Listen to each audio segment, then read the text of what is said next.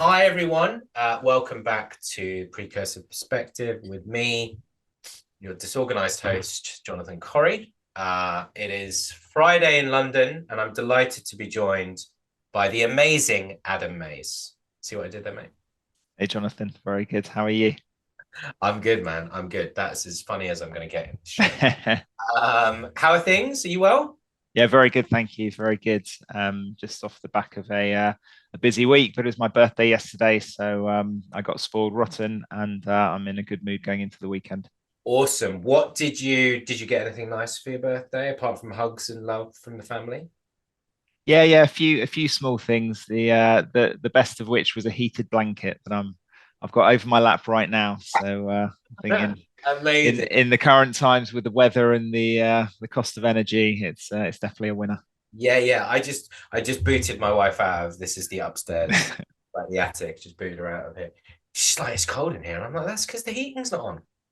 She's like, oh. I'm like, well, yeah, go and get a heated blanket. That might be the prize. So thanks for coming on. Can you give us a little bit Sure. about the scope of your role? Because you're currently head of operations with MMT. So can you tell us a little bit about scope of your role, a bit about the company you work for and your, I'd call it everyone's checkered history. Sure, absolutely, Jonathan. So, um, in terms of MMT, so MMT is a digital transformation consultancy founded back in '99, if I'm not mistaken, by two chaps, Ben Rodman and James Cannings, who are both still in the business, despite going through two acquisitions since they founded it. So that's really great to still have them in. Started in James's bedroom and were burning, without going to the full history, they were burning CD-ROMs because James's dad, who was a business studies teacher, discovered the wonders of PowerPoint when he was used to using acetate overhead projector slides. So then discovered that he could sell it to other schools, and MMT, or multimedia textbooks, was born. And obviously since then it's pivoted a little bit, and it's now a digital transformation consultancy delivering for large enterprise and mid-market clients. Love So it. really nice history to the organization. Yeah. I joined just coming up for 2 years ago as head of operations. So my role encompasses kind of the real, kind of beating heart of any consulting business, which is getting the right people on the right project at the right time. It's one of those, kind of, interminable challenges. It's brilliant when it works, and when it doesn't quite line up, you've got to get pretty creative and kind of, you know, use your powers of persuasion and try and see things from a different perspective, and see how you can get the right outcome for the business, the right outcome for the client, and the right outcome for your people, because Yeah. ultimately Iteration. those. Yeah, exactly. So that's the core day to day, and I have a small but perfectly formed team who help me deliver that. Also responsible for our business systems that support that process. So making sure we've got the right data. Yeah. We're driving that, data-driven decision making. That's a big focus for us. I've just actually been on a call with our MD, CEO, and the rest of the exec team, talking about our plans for the next financial year, which starts for us in March. Yeah. And talking about the initiatives, kind of those quarterly initiatives that we're going to run to really drive us forward as a business. And data information is just such a key part of that. Yeah. And kind of being in operations, everything that no one else wants to do sort of falls at your door. So, bit of GDPR, bit of business Right. continuity, some, quite a lot of interaction with kind of the finance teams, the people teams. Yeah. So, keeping quite a few plates spinning, I'd say.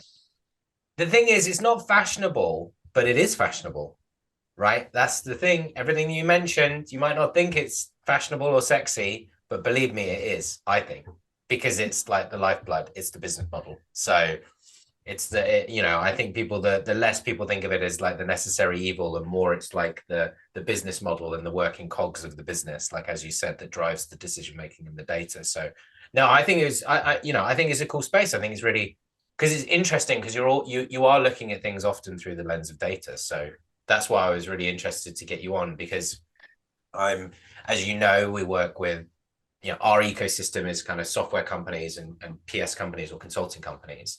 Yeah. So I was keen to kind of look at things through that operational lens in the world of consulting. Um, so and I think, given, you and I have known each other for years and met when you were doing independent consulting. I know you've done Yeah. some work in operations in tech previously, and some PS roles and Yeah. all sorts of things. So um, I'm always keen to hear people's observations on how have you seen the world of consulting and PS evolve over the last years, because some things have stayed the same and a lot is Yeah. changing as well. Yeah, absolutely. I think John and I put a kind of post on this out on LinkedIn sort of a few months ago when I was doing an intro session for some of our new joiners on what is operations, and I used a sort of little Excel calculator that showed the fundamentals of operations when in a professional services business, which is, your three main levers are, what's the cost of your people, what's the utilization of your people, and how much you're able to charge your clients in terms of day rates. And fundamentally, those things haven't changed. We're Yeah. still, trying to, deliver great value for our clients, make sure that's, commercially viable for us as a business, recruit great people, and make sure they feel engaged by working on really interesting and exciting work. I don't think that has changed very much in the consulting and PS landscape. Yeah. What has changed is the business environment. So, we are just, in terms of the technologies out there, in terms of disrupting existing markets, in terms of digital transformation in general, the technologies that have come onto the market have really changed the game for a lot of clients. And some of those clients have been able to sort of adapt really well to that, and be really agile in kind of adopting new technologies. And some clients, dare I say, often larger, more enterprise style clients, they're more of a, that kind of oil tanker that takes a long time to change direction. And so I think it's affected, you know, different different kind of sectors of the market in different ways. But certainly, we particularly are seeing a real drive towards composability, which is one of our key offerings, actually, which is less about, big, single vendor solutions that cover everything, because those tend to be inflexible, and, you have to shape your business to those products, as opposed to the other way around, to, the composable architecture where, you can adopt best of breed. Yep. You're using microservices, APIs, all that kind of good stuff. Getting beyond my technical know-how pretty quickly here, but fundamentally, a business can be much more agile and can plug and play different best of breed products to meet their business needs, which, may change in the next 3-6 months. So they Yep. need to be able to have that flexibility. And I think that's probably, the main change we've seen in the technology landscape. No, that resonates a lot, because I mean, we operate in the Salesforce ecosystem. Yeah. So our customers, they, like us as a business, we use it as a platform, and then we got multiple applications running in it, which are managed packages on the platform that all come together to provide. I like that, a composable architecture. It's interesting. Someone put out a post today talking about this week about how many of the core Salesforce offerings are just managed packages, right? They're ones that Yeah. they bought and integrated. So no, it makes a lot of sense. One thing I'd like to get into a bit later, when we, spoiler alert, people, we do prepare, where we talk about the anatomy of a PS function. We're going to talk a little bit about metrics. I would like to explore, you mentioned, cost, util, day rate. I'd like to explore this. I think util can be very one-dimensional. So I'd love to Yeah. explore the idea about like profitable utilization, right? Because Yeah. it's all, you can be busy, but are you, is it productive? Is it profitable? So that Yeah. would be interesting. Um, you know, one of the things I think that's influencing the world of consulting is, is obviously technology, right? So technology, and then, things like the terminology, customer success, right? My Yeah. wife, who I just mentioned, is looking for a head of customer success for her event company, for Okay. example. Um, and so I'm curious to know, how have you seen a shift in, given this kind of like more success-led lens, how have you seen how customers judge the success of consulting engagements? Have you seen that? Is that changing? Is it just more specificity? What's happening there? Yeah, I think so. I think it's fair to say in the past that typically a consulting company would go in if they were kind of pure consulting and not technical delivery.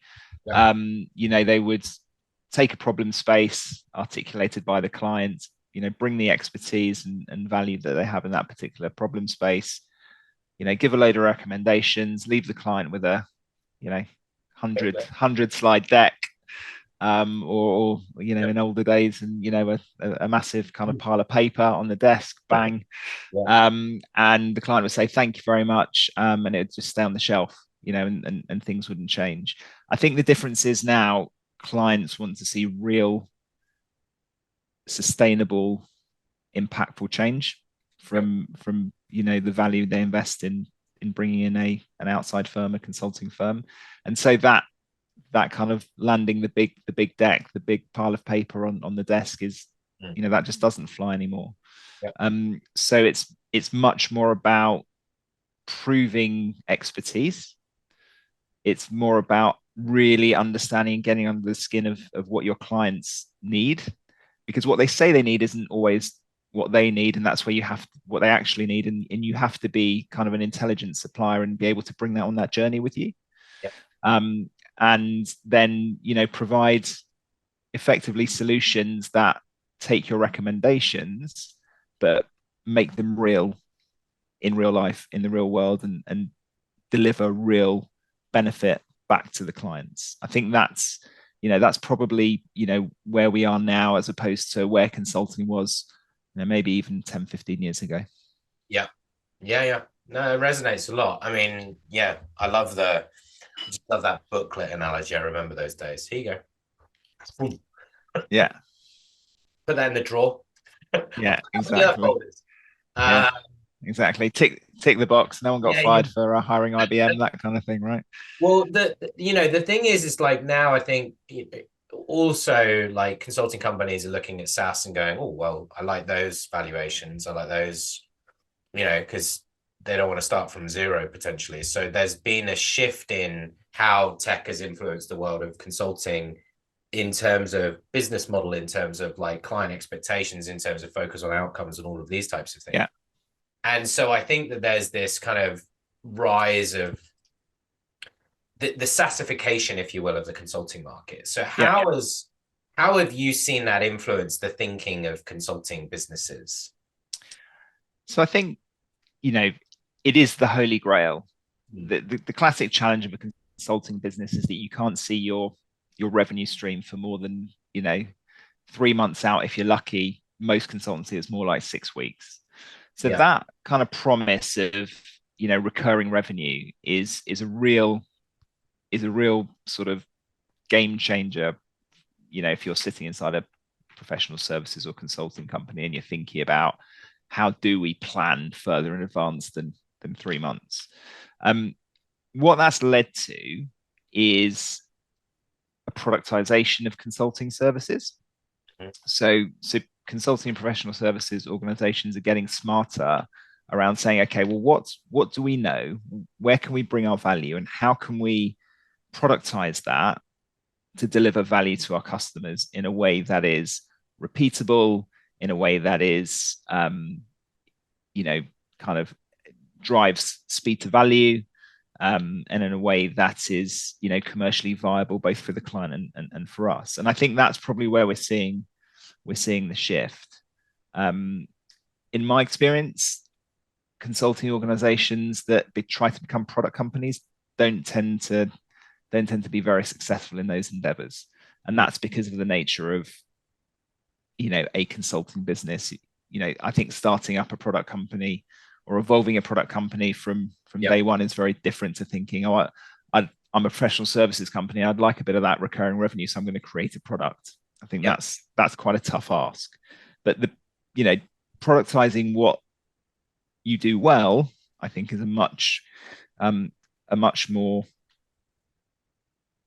kind of visible and smarter route to kind Path. of driving.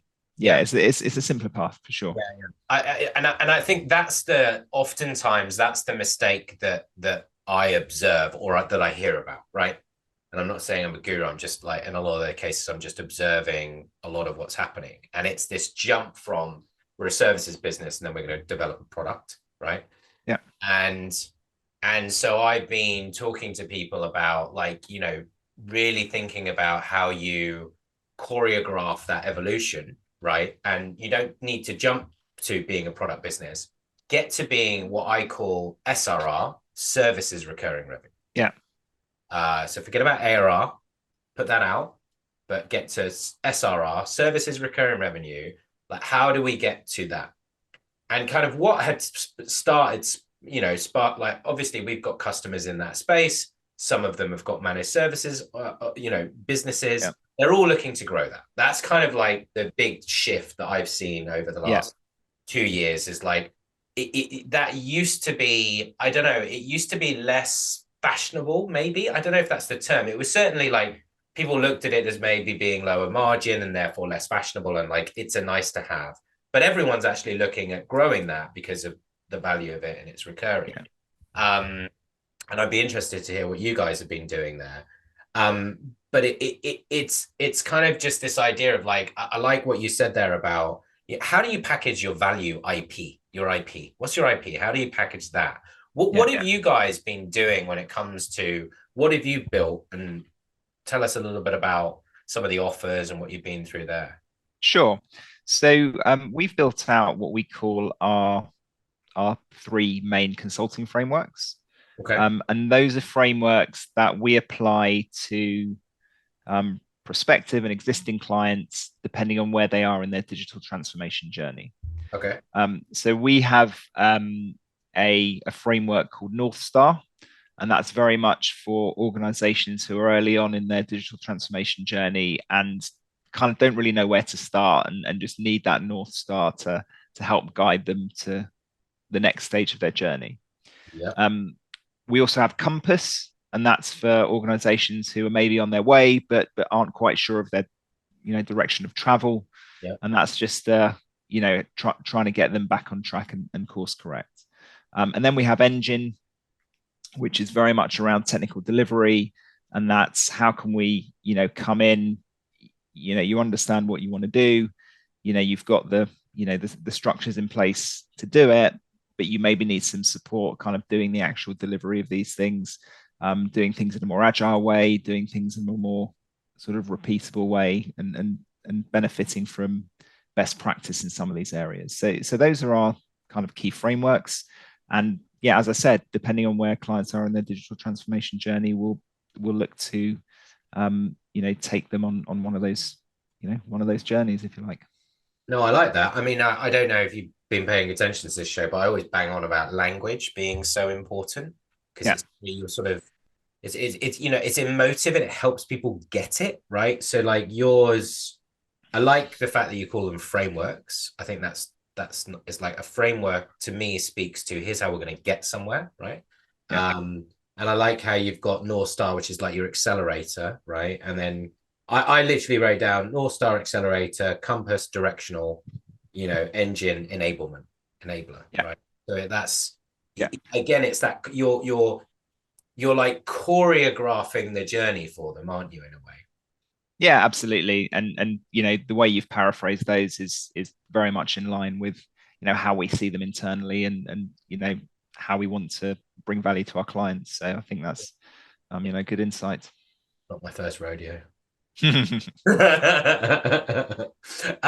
But like talk me through though, what's been kind of some of your experience about rolling these out, selling them? What are some of like as you're looking at this, What are Yeah. some of the learnings? I know some of it may be early, by the way.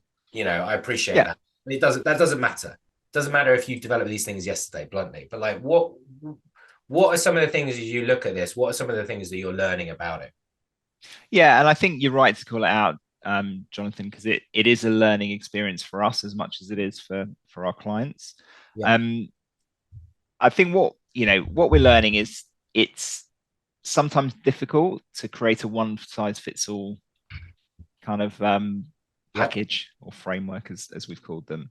And different clients, no matter how similar they are on the surface, have different internal drivers, um, you know kind of where that be, their ownership structure, the stakeholder landscape, sort of external business pressures, all those things are fundamentally different.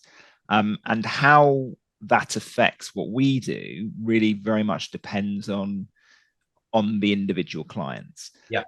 There are obviously kind of commonalities between all organizations, particularly organizations in a particular sector, that we can leverage, and we can say our experience in this area is, and we can bring that to bear on the work we're doing. But I think we probably started out this journey thinking, oh, it's brilliant, we'll just document everything we know about starting a digital transformation journey, and that will just apply equally to all our clients. They'll be really happy, and we'll be able to do what took organizations traditionally 6 months to do in 6 weeks. And I Yep. think the reality is that's obviously the end goal for both us and our clients, but I think the reality is slightly different, and we're just having to navigate that journey of knowing where to flex those frameworks in the right way Yep. to really support our clients on that journey. I think that's probably the learnings, and you're right to call it out. We are relatively kind of young in our adoption of these frameworks, and so it is a bit of a kind of it's a bit of a sort of a journey and a a kind of iterative, if to use the Yeah. agile Yeah. term, iterative undertaking, if you like. Yeah, it doesn't matter a jot though, right? Frankly speaking, like whether it's you rolled them out 2 weeks ago or whatever, the fact that you're doing this is good news to your clients, right? Because what you're bringing to that is is like your IP and your expertise, and you're forcing yourself into curating this and providing a conduit to it for clients. So if you were to come to me and say, hey, you know what, guys, I'm going to sell you this thing that we do differently every time. I'm like, all right. Or you say, this is what we do day in, day out, over and over again. There are some nuances to it. Yeah. That's much more attractive to me. It's like, that gives me confidence. I think the bit that people have to reconcile, I think, is that you have, you use the word flex, Yeah. is the nirvana state of everything is always the same is bullshit, right? There's like an 80-20 rule, I think, is a reasonably good guide, which is to say we need to accept that there are thresholds, right? That we want it to Yeah. look like this, but in reality, there's like a threshold of scope change, that there's Yeah. a threshold of outcomes of different outcomes that we might need to deliver or drive, and there's a margin threshold. So we must acknowledge that that's going to happen. And when you acknowledge that and you know it's going to happen, then you stop getting into this philosophical debate about, well, isn't this stuff all supposed to be standardized? And you can say, yeah, if 80% of it is standardized, or 70%, or even if it starts at 50% of it is standardized, and even if it's just the ways of working, like the Yeah. steps in the process, the workshops that you run are always the same, it's a lot easier to onboard new staff, train new staff, because it's like, oh, okay, the delivery method is cookie cutter, but what we're talking about in these sessions is different. Yep, got it. Right. Yeah. So no, I think that's I think that's kind of, sorry, I rant on it. Does that make sense? Yeah, absolutely. I mean, completely agree. Completely agree that, you're right. It's not one size fits all. It is different, for different clients. But if we really understand the framework ourselves, and we enable our people to deliver that framework in a consistent way, as you say, kind of consultants are typically quite good at Yeah, yeah. being fungible and being able to adapt to the requirements of different clients, so we can have that structure but also bring that flexibility to it as well, and that will lead to a good outcome for our clients. So one of the things that I was interested to ask you about was like, so when we're structuring these things, right, we ideally we're going to work back from like, what are the outcomes we want to drive for our customer? Like you said, are we North Star? Are we enabling you to get there better? Are we accelerating how you get there? Are we helping you plot a path? All of these types of things. And then there's like, what's in those offers? Now, one of the things I remember you and I chatting about years ago is this gray area between, what we sell, the governance, and then the rev rec, right? Yeah. Which is always fun and games. So, like, let's look at revenue recognition for a moment. Like, it's an important piece, and it's something that I think you can't really forget if you're going to roll out multiple offers. So, I don't know. It's like an exam question. Discuss. Yeah, you're absolutely right, John. And I'd lay something else on it, which is how does the end customer perceive the financial kind of build up of a commercial proposition versus how do you treat it internally? Because those two things are not always the same thing. Yeah. So, I mean, from a revenue recognition perspective, taking it in its kind of simplest form, if you've got a framework that you are able to size and estimate for your client based on the effort it will take you, based on the agreed cadence and the structures and sort of the tools and templates that you're using, what you should be able to do once that proposition is mature enough is provide a client a fixed price. And actually what you then do, particularly on the earlier stage sort of propositions, is honor that fixed price and recognize that fixed price on percentage effort delivered. Yeah. So you would say, let's say something, a North Star was 100 grand, and you were kind of working on that consistently over a 6 week time period. Once you're halfway through, you'd have recognized 50 grand effectively. Yeah. So that's quite simple. Obviously, how you structure the payments are separate to that, cash flow and revenue being distinct entities. Some organizations might ask for 50% of the cash on delivery to fund the team. Some will only ask for the payment at the end for a particularly short kind of piece of work. Some will stage it in between, which is more relevant to, I guess, longer pieces of work. And in that sense, the client knows that their cost is fixed. But from an internal point of view, you're only recognizing that revenue in accordance with the value you're delivering and the time you're spending on it. Yeah. So that would be a typical kind of fixed fee with non-technical deliverables. Obviously, if you've got technical deliverables, there's a lot more risk involved, and therefore you have to be a lot tighter on understanding scope, setting dependencies, documenting your assumptions, because any sort of misunderstandings or misaligned expectations in those areas could result in a major kind of financial risk to you as a professional services company. Yep. So, but if you're doing a consulting framework with kind of document deliverables, that risk is relatively low, and therefore you should be pretty confident about pricing and recognizing that. Which is that more particular piece of work. Approach, right? Yeah, absolutely. Or it would be a milestone based approach in terms of how you charge it. How you recognize it would be on time booked. We've got kind of pure T&M. That is where you say, we think it'll be about 100K. We'll bill you sort of on time booked, expenses incurred if you're, back in the days when people used to travel to see clients. Hey, on the seats. Yeah, exactly. Exactly. And I didn't want to talk to me about the expenses spreadsheets that I used to have to fill in and attach my physical copies and send to the office. Sorry, I digress. So you'd base that, literally on time booked and expenses incurred, and that would be typically a monthly invoice at the end of each month, and that is one area where your billing and your revenue recognition really do tend to sort of line up in a very Yeah, one-to-one I way. think the fixed price one with effort is always the danger zone from what I hear, what Yeah, I right, because like as you described it, you charge the client 100K, got a six yeah, week investment, and technically from a RevRec standpoint, if you're doing it on effort expended, you're 50% of the way through and you're recognizing half that revenue, but actually yeah, having half the value yes, halfway through the engagement, that's where they can, you can come unstuck pretty quickly if you don't have good alignment between, let's say the project timeline and deliverable yes.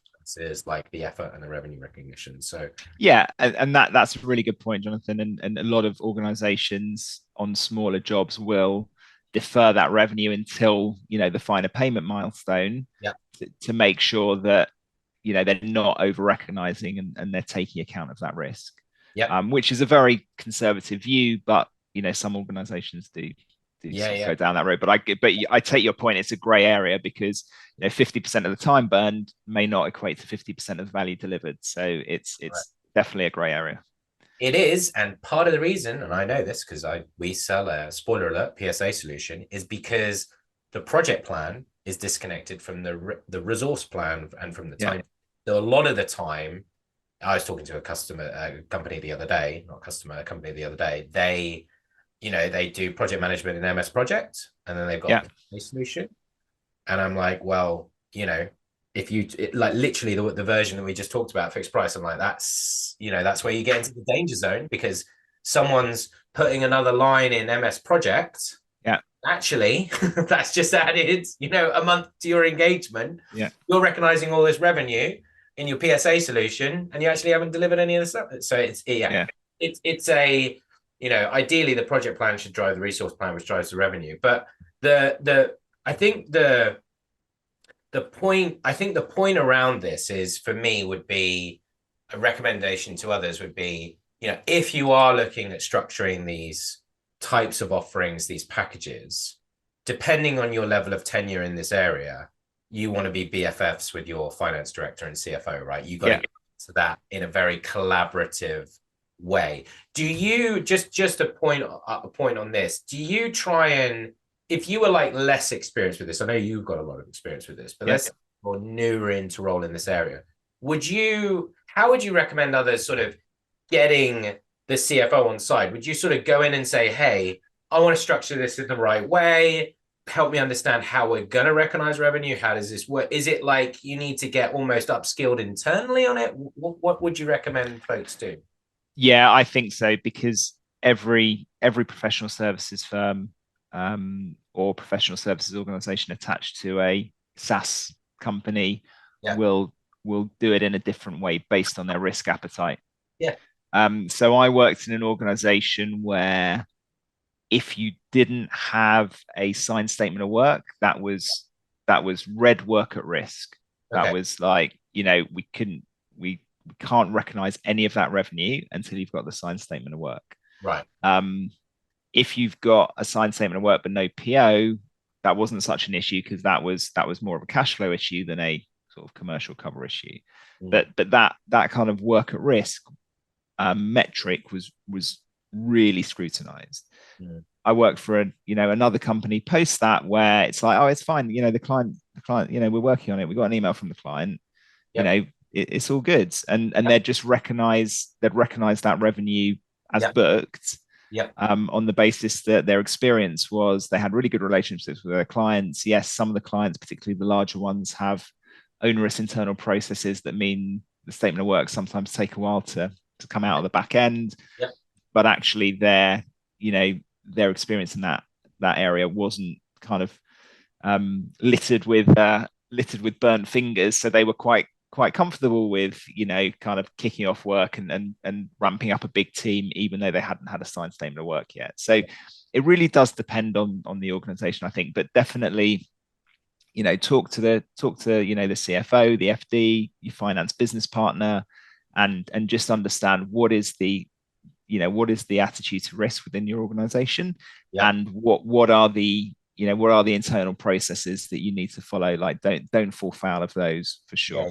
Yeah. And don't believe what the PSA vendor is telling you that it will solve all your problems, because again, spoiler alert, people, you'll have to configure it according to the rules that your business follows. So you're not going to Yes. follow the PSA RevRec rules, are you? It's going to be your company's. So, if they're saying to you, oh, you just put this in and it does it, it's like, no, you've always got to configure it or customize it or change it, because if you're following certain, not even laws, but just your own principles. And like, I like to think that we're honest about it, but it's the bit that I discovered when we were like, let's build out that functionality. And we're like, everyone's doing it a different way. This is a nightmare. Yeah.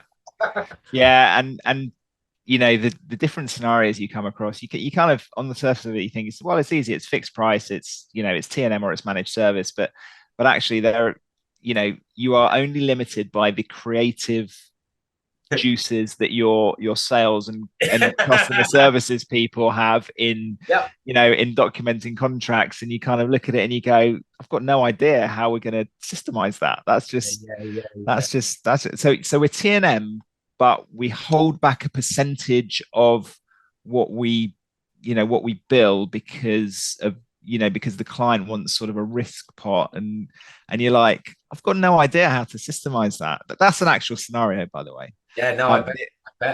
Yeah, the other classic one is you use it or lose it. So you buy a bucket of days, and you got to use those sort of within, I don't know, 6 months or something like that. And on a normal, when people are booking time, that's fine, it's T&M. But when the client's used like 80% of the days, and you get to the end of the period, how do you then recognize the other 20%? Like, no one's booking the time.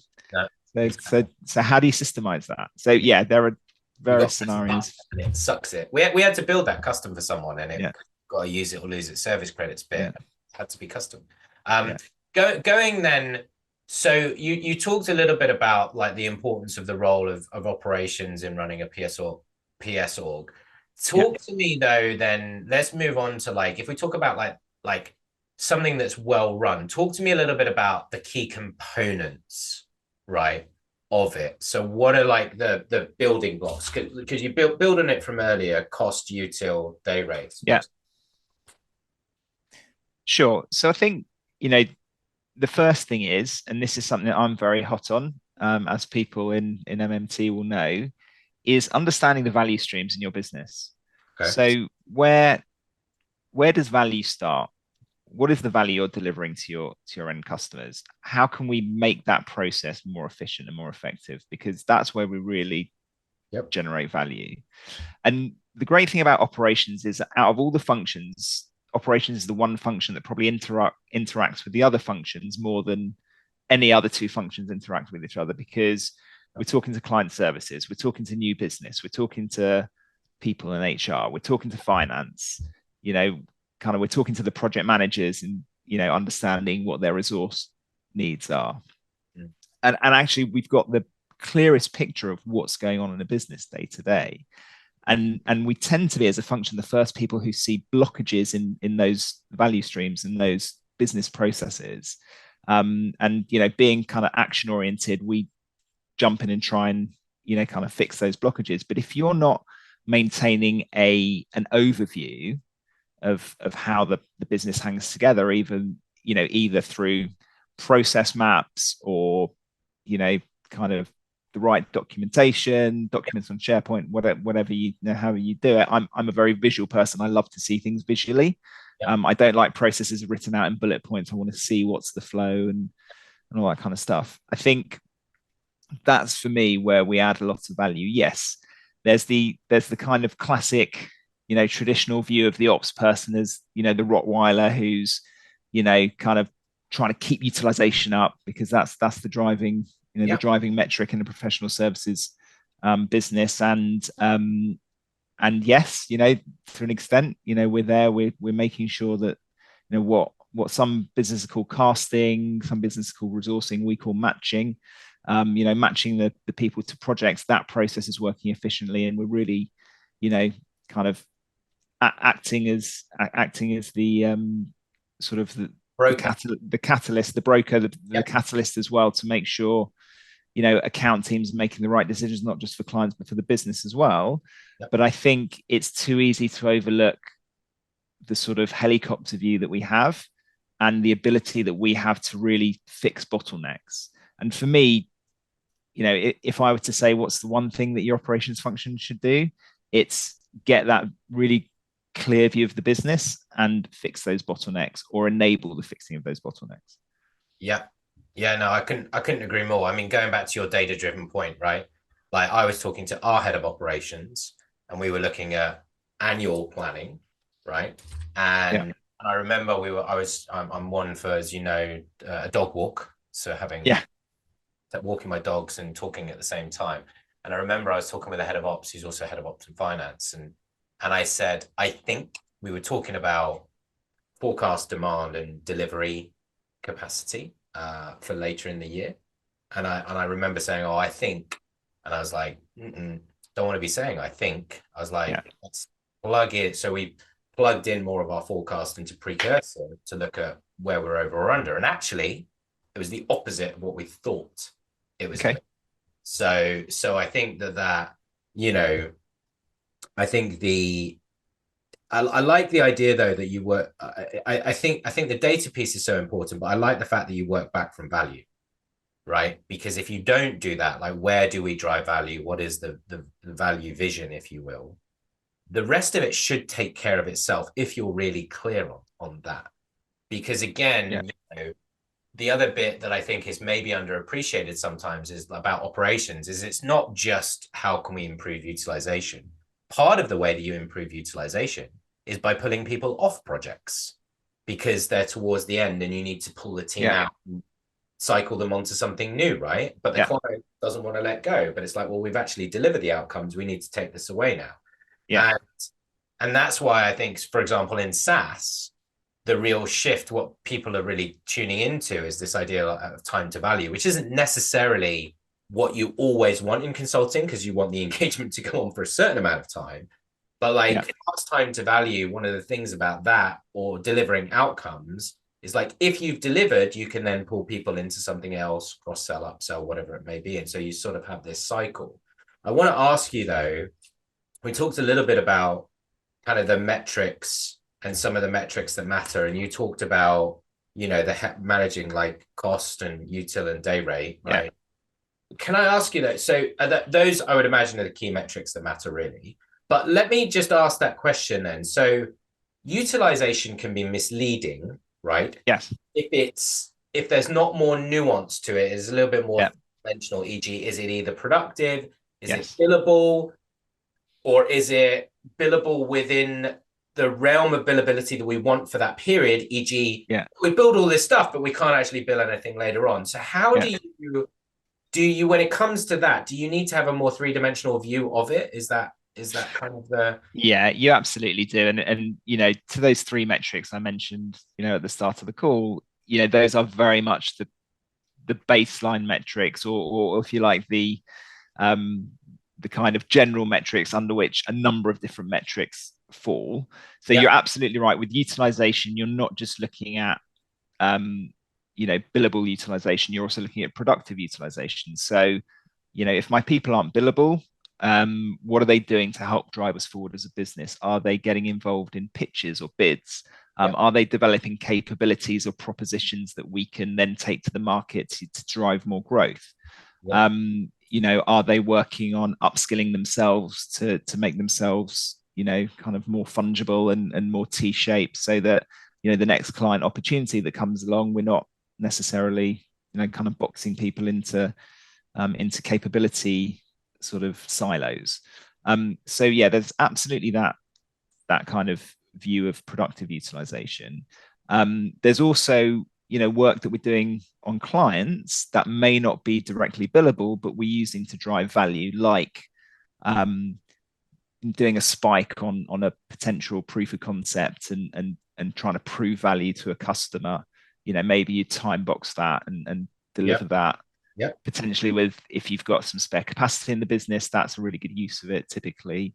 You could also build internal capabilities. So Yeah. One of the things that we did, our HR system and our PSA, when I came into the business, were not linked, and someone was literally sort of hand entering every day.